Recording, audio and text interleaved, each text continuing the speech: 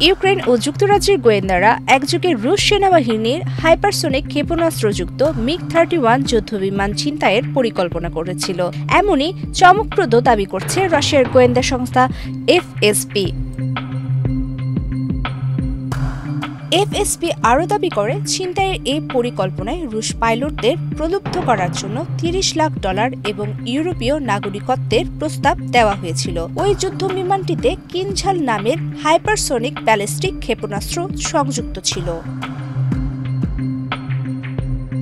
রুশ সংবাদ সংস্থা রিয়া নোভেস্তি জানিয়েছে, ইউক্রেনের ও ব্রিটিশ গোয়েন্দাদের পরিকল্পনা অনুযায়ী ছিনতাই করা মিগ-31 যুদ্ধবিমানটি রোমানিয়ার কনস্টান্টা শহরের একটি ন্যাটো ঘাঁটির দিকে উড়িয়ে নেওয়ার কথা ছিল। সেখানে বিমানটি ন্যাটোর প্রতিরক্ষা ব্যবস্থার মাধ্যমে গুলি করে নামানো হতো।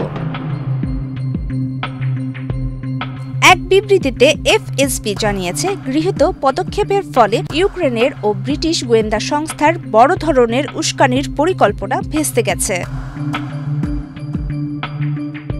রাশিয়ার রাষ্ট্রীয় টেলিভিশনে এক ব্যক্তির কথোপকথনের অডিও ও বার্তা প্রচারিত হয়, যিনি নাকি ইউক্রেন ও ব্রিটিশ গোয়েন্দা সংস্থার হয়ে কাজ করছিলেন। তিনি এক রুশ পাইলটকে $30 লাখ ও নাগরিকত্বের প্রলোভন দেখিয়ে যুদ্ধবিমানটি ইউরোপে উড়িয়ে নেওয়ার প্রস্তাব দেন।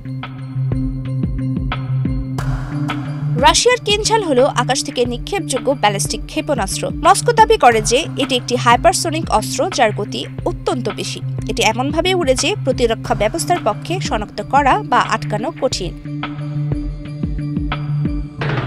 রাশিয়া দীর্ঘদিন ধরে যুক্তরাজ্যকে তার প্রধান শত্রু হিসেবে বিবেচনা করে আসছে। মস্কোর অভিযোগ, লন্ডন ইউক্রেন যুদ্ধকে উস্কে দিচ্ছে এবং ব্রিটিশ গোয়েন্দারা ইউক্রেনকে রাশিয়ার ভেতরে হামলা চালাতে সহায়তা করছে। অন্যদিকে যুক্তরাজ্য বলছে, রাশিয়ার ইউক্রেন আক্রমণ মূলত একটি সাম্রাজ্যবাদী ভূমি দখলের চেষ্টা। রুশ গোয়েন্দারা ইউরোপ ও ব্রিটেনে বিশৃঙ্খলা ছড়িয়ে গণতন্ত্রকে দুর্বল করার চেষ্টা করছে। প্রমিতি কিবলি ইসলাম, বাংলাদেশ প্রতিদিন।